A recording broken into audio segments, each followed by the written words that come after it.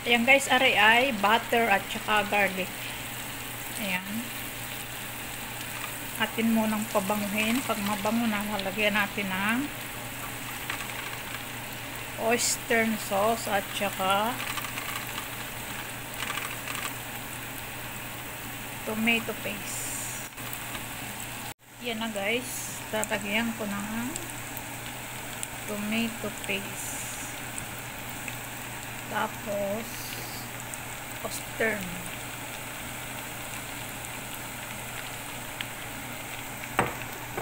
Yan. Then halo. Hinaan natin ng apoy. Sensya na, wala ako cameraman. Halo-halo.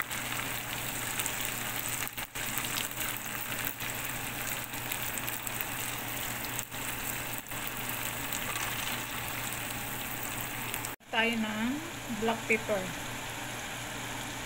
Yan.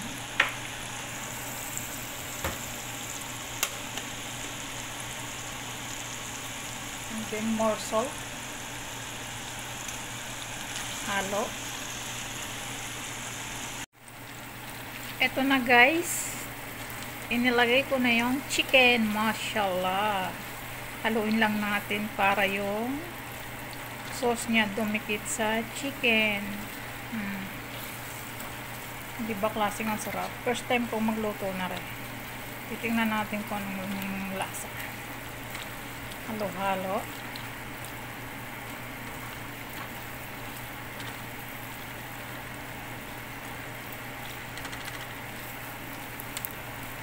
Yan, dumikit na yung sauce. Titikman natin. Yan guys, masarap. Masarap niya, mashallah. Gayahin nyo. Masarap, yummy yummy. Diba maiba naman, hindi laging adobo.